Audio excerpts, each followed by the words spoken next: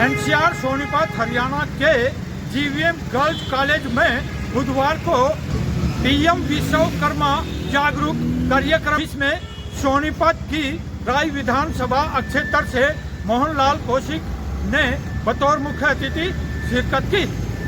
आप अपने TV screen पर जो यह तस्वीरें देख रहे हैं, एनसीआर सोनीपत हरियाणा से सामने आ रही है।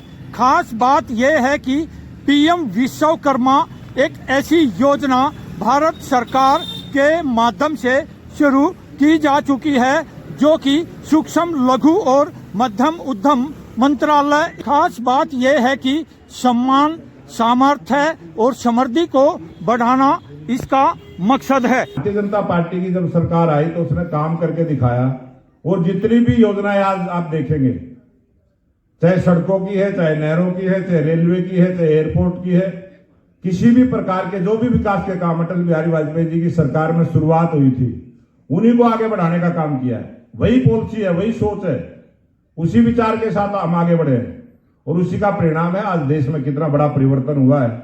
और आज पूरी दुनिया में कोई भी बात हो जाए, सब भारत की तरफ देखते हैं। ये बहुत सौभाग्य की बात है। ये चुनावी वर्ष है, इसमें बहुत सारे विरोधी लोग कहेंगे कि चुनाव आया तो ये स्कीम लेके आए, ये आरोप लगाएंगे वो, क्योंकि उनके पास कहने को कुछ नहीं है।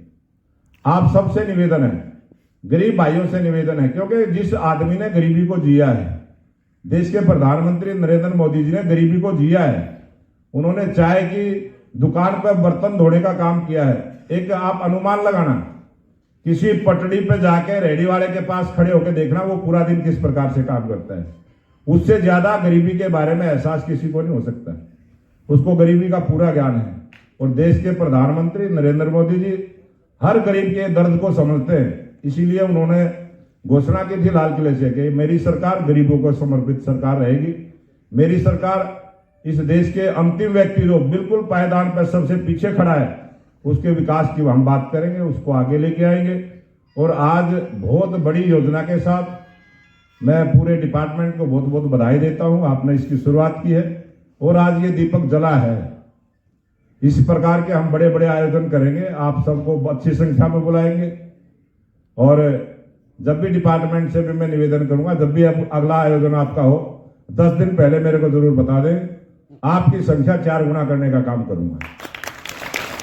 और जितने भी आज ये विकसित भारत संकल्प यात्रा जो हमारी चली है, इस योजना के बारे में प्रत्येक गांव में भी बताएंगे, हम जागरूक करेंगे। इसका जो लिटरेचर आपके पास है वो जरूर देने का काम करें। जो हमारी गाड़ियां ये गांव में चल रही है, हम उसको बंटवाने का भी काम करेंगे। क्योंकि मैं प्रैक्टिकली एक बात आपको बताना चाहता हूं।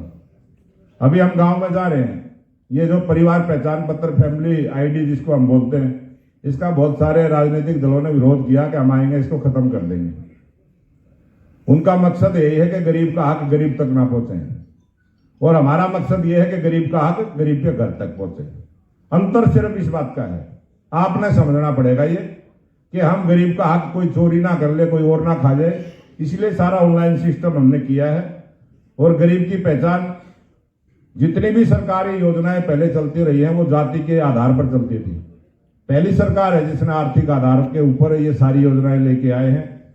किसी भी जाति का कोई भी व्यक्ति है, अगर गरीब है तो उसको सहायता करना सरकार की जिम्मेवारी है।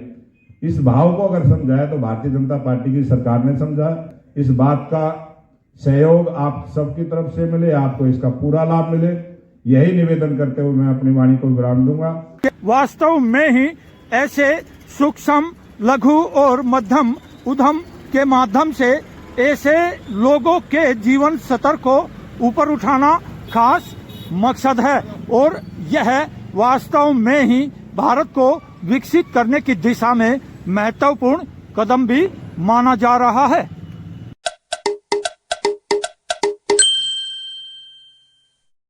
इस कार्यक्रम का खास मकसद यह रहा कि ऐसे कारीगरों की पहचान करके उनका पंजीकरण करवाना और उनको जरूरत के मुताबिक भारत में ही बनी हुई टूल किट दिलवाकर उनके जीवन स्तर को ऊपर उठाना।